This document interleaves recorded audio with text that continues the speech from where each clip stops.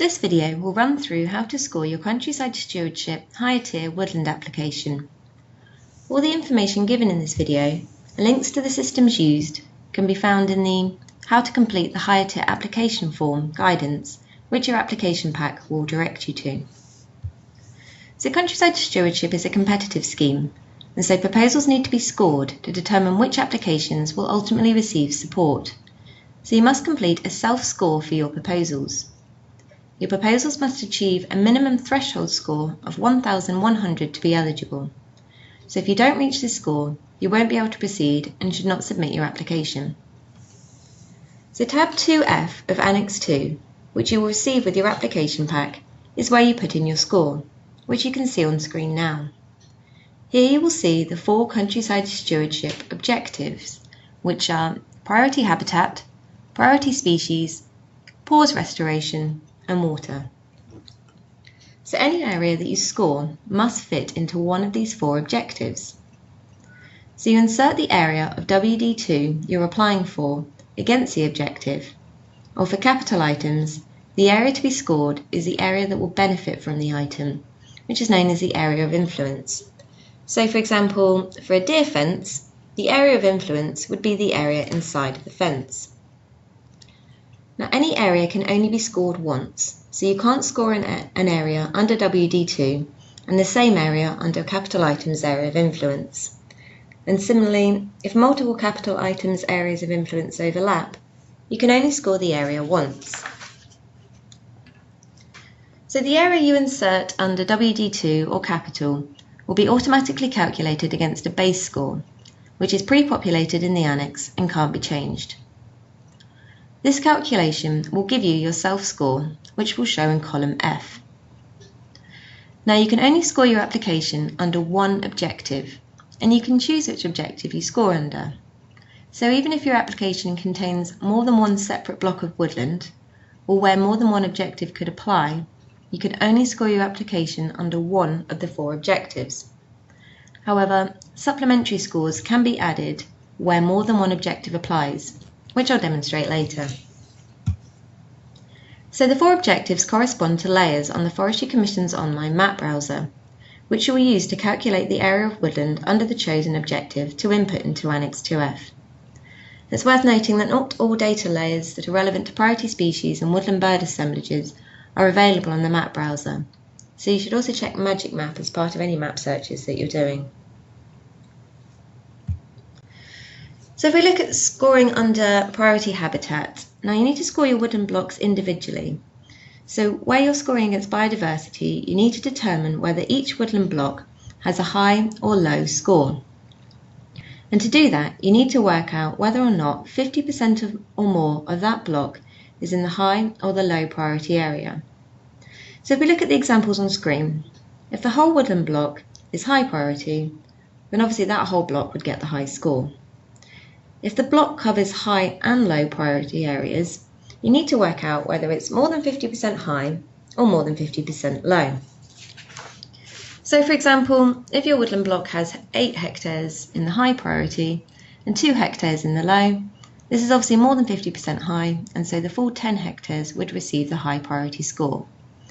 However, because you're including an area of low priority, that part of the woodland must meet the low priority criteria, which is that it's a CS priority area for priority species or a woodland bird assemblage. Also worth noting, for conifer woodland there must also be an intention to convert to broadleaves.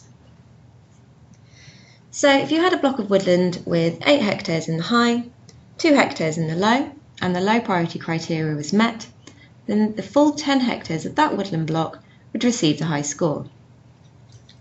Now alternatively, if you had a block of woodland that was only 3 hectares in the high and 7 hectares in the low, and again if the low priority criteria was met, then because the low priority is more than 50%, then that whole 10 hectares would score the low priority score.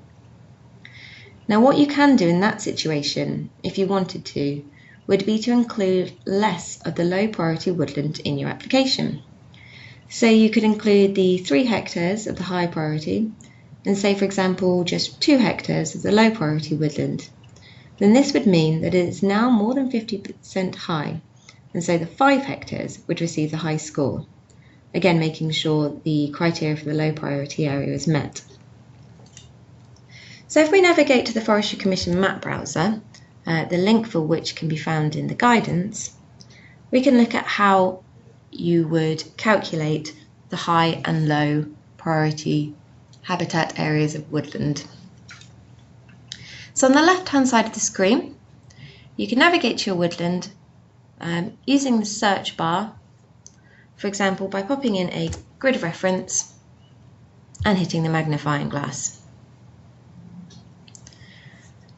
So say, for example, I wanted to apply for WD2 on these 3 woodland blocks. Now, to check for a priority habitat, I'd navigate to the right-hand side of the screen for map layers. And under targeting and scoring, you'd select CS Biodiversity Woodland Improvement. Now what that's done is demonstrate the areas of high priority, shown in brown, and the areas of low priority, shown in grey. So in this example, I know that this woodland block is all within a high priority habitat, the second woodland block was within a low, and my third woodland block is split over high and low. So you then need to calculate the areas in hectares of high and low priority habitat.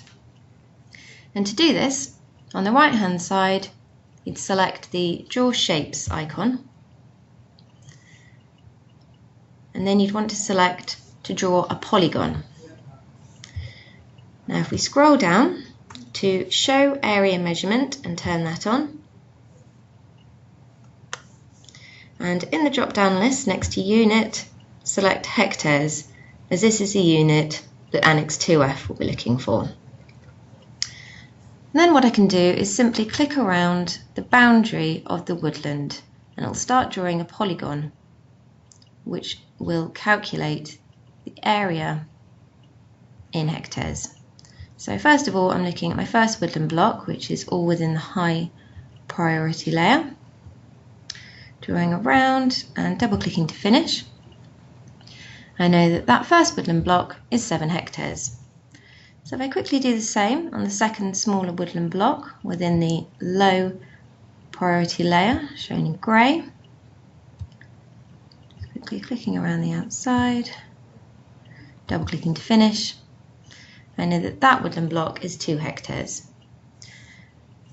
Now the third woodland block, as we can see, is split over high and low priority habitat. So I want to work out whether it's more than 50% high or more than 50% low. So the first thing I would do is calculate the total area in hectares of the whole woodland block. So I'm going to click around the outside of the entire block to start with.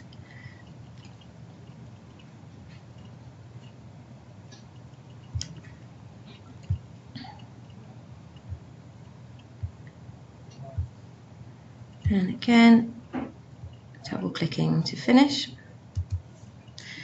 So I know that the third woodland block is a total of 13.7 hectares. So what I can then do is draw another polygon just around the grey area, so just around the low priority habitat section of the woodland block.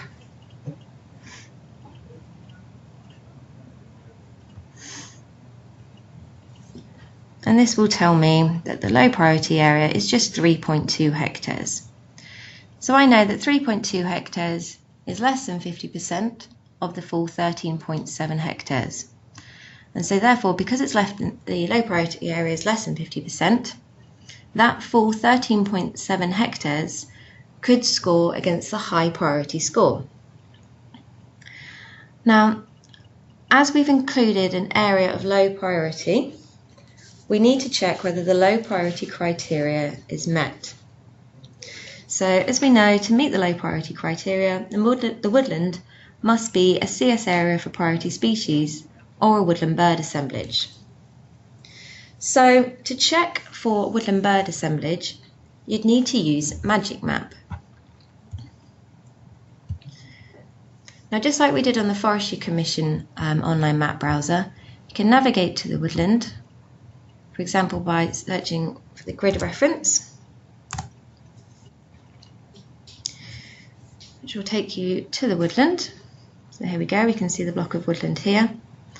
And this time we want to use the table of contents on the left hand side of the screen.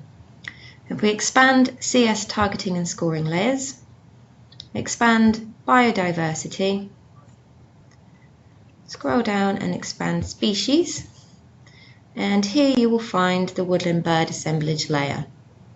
So if I select that, as you can see by the blue shading that's appeared, I know that that woodland block is within a woodland bird assemblage, and therefore the low priority criteria has been met. So if we navigate back to the Forestry Commission map browser, I know that I have 13.7 hectares of high priority, because the high is more than 50% and the low priority criteria has been met as it's within a woodland bird assemblage.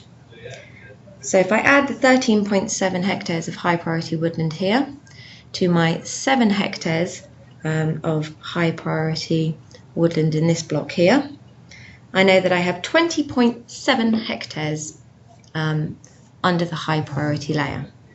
So what I would do is navigate to Annex 2F and pop in 20.7 hectares under the high priority habitat row.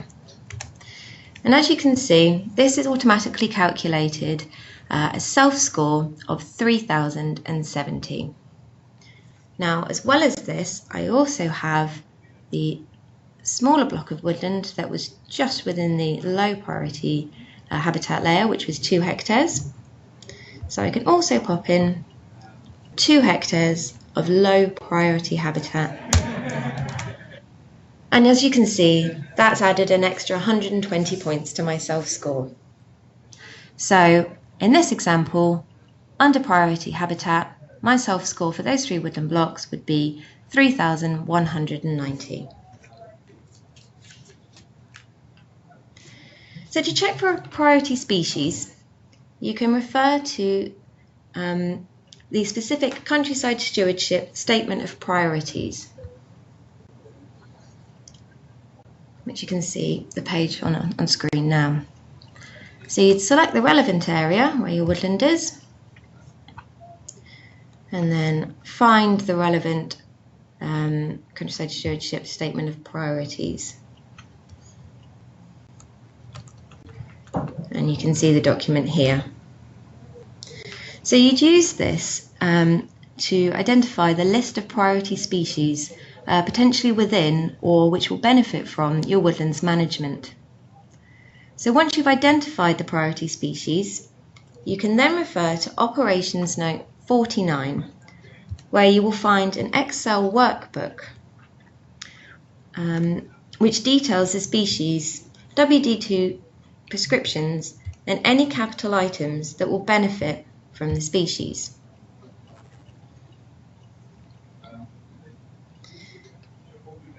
And you would use this to determine how your higher tier application will benefit the species. And if you're scoring against the priority species objective, you'd use the area of the prescription or the capital item's area of influence to calculate your self-score. And again, you'd be able to use the Draw Polygon tool on the Forestry Commission map browser to calculate the area of the prescription or the capital item's area of influence. And you would input the area under the priority species row on Annex 2F. Now the third objective you can score under is PAWS restoration.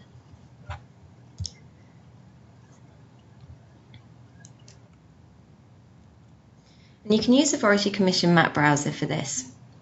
So again, you navigate to your woodland, and then you would need to select 2 layers under the targeting and scoring drop-down on the right-hand side of the map. So you'd need to select CS Biodiversity Priority Habitat Network, as well as CS Biodiversity priority habitat proximity, ancient woodland. So to be eligible to score under PAWS, the woodland block must either contain ASNW as well as PAWS, shown on the example on screen on the left. So that's a woodland block containing ASNW and PAWS would make it eligible. So the horizontal and vertical hatching shows that both ASNW and PAWS layers are present. Now, if the woodland block only contains PAWS and not ASNW, it will still be eligible if its high priority network buffer overlaps a block that does contain ASNW. And this is shown in the middle example on screen. Now, if the woodland block of PAWS is isolated and contains no ASNW, and its buffer doesn't overlap with a block that does contain ASNW, then it's not eligible. So once you've identified which blocks are eligible, and again, you can use the polygon drawing tool to measure the hectares of eligible woodland and input that into Annex 2F in the PAWS row objective. And the final of the 4 objectives you can score under is water. Again, you can use the Forestry Commission online map browser to identify this. And under targeting and scoring, you'd want to select CS water, water quality, acidification. And shown on screen is how this would look as if your woodland did fall within this layer. You'd expect to see this solid green colour appear. And again, you can use the draw polygon tool to calculate the area in hectares of the woodland that falls within that layer to input into Annex 2F. So that's a quick run through of how to calculate your self-score under the 4 objectives. Now, as I mentioned earlier, you can also receive supplementary scores. The first supplementary score is whether the application is within the woodland bird assemblage layer, which we looked at using Magic Map. So if the woodland did fall within the bird assemblage layer, you can select yes in Annex 2. And as you can see, that's given an extra 1,000 points to the self-score. The second supplementary score is the area of the application that's within a SSSI.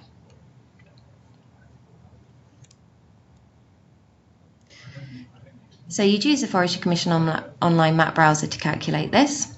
And this time, instead of selecting a layer under targeting and scoring on the right-hand side, you'd instead want to navigate to protected sites and landscapes, expand that, and then select the SSSI layer. And as you can see on screen, this would be shown via red hatching.